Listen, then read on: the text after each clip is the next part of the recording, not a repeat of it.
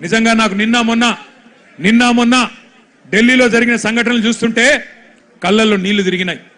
మనిషి అనేవాడికి ఎవరికైనా సరే మనసు అంటూ ఉంటే ఢిల్లీలో జరిగిన సంఘటనలు చూసిన తర్వాత మనసు చలించక మానదు.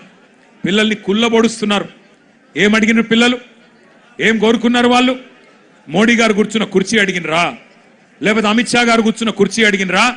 లేదా ధర్మేంద్ర ప్రధాన్ గారు కుర్చీ మాకు ఈమని అడిగినరా? ఏం అడిగినరు? అధికారం అడిగినరా? లేదా మాకు అర్జెంటుగా మీరు రాజీనామా చేసి మాకు అప్పచెప్పండి మీ ప్రభుత్వాన్ని అన్నారా?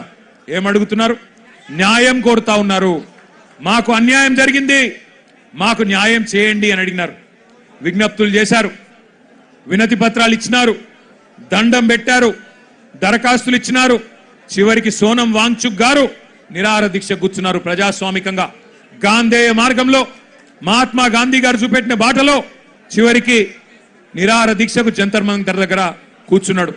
ఎట్లా అయితే పెద్దలు కేసీఆర్ గారు ఆనాడు తెలంగాణ కోసం చావు నోట్లో తలబెట్టిండో అట్లాగే ఈ పిల్లలకు న్యాయం జరగాలి, ఈ పిల్లలకు జరిగిన అన్యాయం సరిదిద్దాల కేంద్ర ప్రభుత్వం, అకౌంటబిలిటీ రావాలి, జవాబుదారితనం ఉండాలి సిస్టంలా. అదే విధంగా విద్యా విధానంలోనే సంస్కరణలు రావాలి, రిఫార్మ్స్ రావాలని చెప్పి సోనం వాంగ్చుక్ గారు నిరాహార దీక్ష కూర్చుంటే ఒక్క మీడియా సంస్థ చూపెట్టదు, ఒక్క మీడియా ఓడు రాడు. భయం. ఏం చేస్తారో, ఎక్కడ ఐటీ దాడులు చేస్తారో, ఎక్కడ సిబిఐని పంపిస్తారో, ఎక్కడ ఈడీని పంపిస్తారో, ఎక్కడ తమ వేట కుక్కలను పంపి ఇబ్బంది పెడతారో అని భయం. మీడియా రాలే. కానీ ఏం చేసింది జెన్జీ యంగ్ జనరేషన్? ఏం చేసింది? ఏ మీడియా గిడియా జాంతానై, మా సోషల్ మీడియా ఉంది సాలు అని చెప్పి ఇవాళ దేశం మొత్తాన్ని కదిలిచ్చింది. అందుకే అంటా ఉన్న మోడీ గారు, మీరు పెట్టుకోకూడనలతో పెట్టుకున్నారు. ఎవరితోనైతే పెట్టుకోవద్దో వాళ్ళతోనే పెట్టుకున్నావు. నువ్వు కొరివితో తలగొక్కున్నావు. మోడీ గారు జాగ్రత్త పడు. తరం మారుతున్నది, స్వరం మారుతున్నది, నవతరం వరస మారుతున్నది. రాజ్యమా ఉలిక్కి పడు, గుర్తుపెట్టుకో, జాగ్రత్తగా ఉండు. వాళ్ళు అనుకుంటే మొన్ననే నేపాల్లో ప్రభుత్వం కుప్పగూలింది. ఈ పిల్లలు తలుచుకుంటే శ్రీలంకలో బగాయించి అక్కడ ఉన్నోళ్లను ఉరికిచ్చి దేశమవతల దాకా పోయేదాకా విడిచిపెట్టలేదు.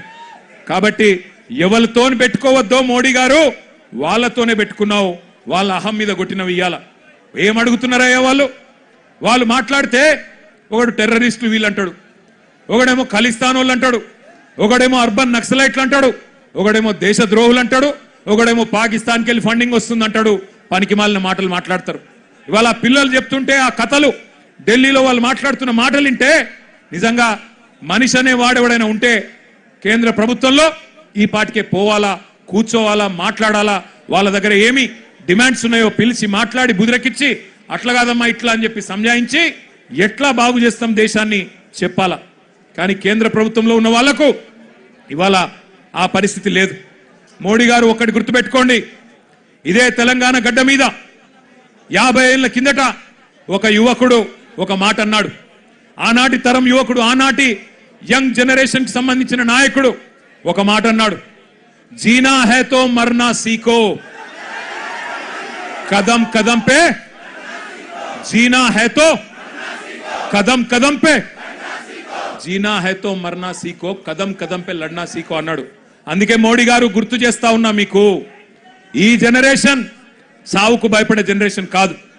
ఈ జనరేషన్ నీ ఉడత ఊపులకి, నీ ఐటీకి, ఈడీకి, సిబిఐకి భయపడే జనరేషన్ కాదు. వాళ్ళు ఇవాళ కోపం మీద ఉన్నారు. నేను మొన్న చెప్పినా మళ్ళా చెప్తున్నా, కోపం మీద ఉన్నారు.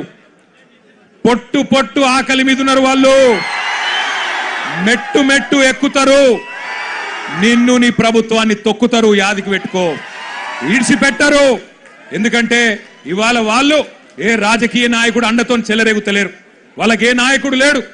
ఇవాళ వాళ్ళు ఢిల్లీలో 1000 మంది, ముంబైలో 1000 మంది, హైదరాబాద్లో 1000 మంది, నాసిక్లో 1000 మంది, పూనాలో 1000 మంది బయటికి వచ్చినారంటే కేవలం ఒక పరీక్షా పత్రం లీక్ అవ్వడం వల్ల కాదు. ఈ దేశంలో ఉన్న పరిస్థితి, ఈ దేశంలో మీరు చేస్తున్న మోసం వాళ్ళకు అర్థమైంది. 12 ఏళ్లుగా ఇంతకుముందు మాట్లాడిన పిల్లల మాటలు మీరు విన్నారు. 12 ఏళ్లుగా మతం పేరు మీద చిచ్చు పెట్టి ఇవాళ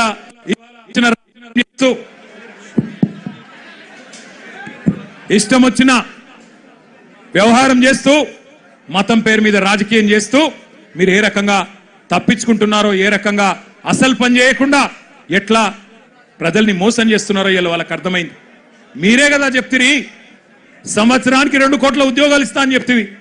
12 ఏళ్ళ మరి ఇప్పటికి 24 కోట్ల ఉద్యోగాలు రావాలి. వచ్చినాయా 24 కోట్ల ఉద్యోగాలు? అందుకే రోడ్డు మీదకి వచ్చిన ఒక ప్రశ్నాపత్రం లీక్ అయి మాత్రమే కాదు, ఒక నిరాశ, ఒక నిస్పృహ. ఇంతకుముందు అమ్మాయి ఎంత బాగన్నది, మేము మేక్ ఇన్ ఇండియా అడిగినాం, నువ్వు లీక్ ఇన్ ఇండియా ఇచ్చినావు. మేక్ ఇన్ ఇండియా ఎక్కడో పోయింది, లీక్ ఇన్ ఇండియా వచ్చింది, గిదా నువ్వు చెప్పింది అని చెప్పి ఆ అమ్మాయి ఎంత చక్కగా మాట్లాడింది మీరు విన్నారు. అట్లాగే ఇవాళ అడుగుతున్నారు జవాబుదారితనం. ఏమంటున్నారు? అయ్యా మీరు మంత్రులు అయినరు, ఎంపీలు అయినరు, మీరు పెద్ద ప్రధానమంత్రులు అయినరు, కానీ మేము మీ సీట్లు అడుగుతలేము. జవాబుదారీతనం. ఒక ప్రశ్నాపత్రం లీక్ అయితే దేశంలో మీరు ఇచ్చిన ఒక్క హామీ నెరవేరకపోతే మేము అడగద్దా, అడుగుడే తప్పైందా అని అంటా ఉన్నారు. వాళ్ళు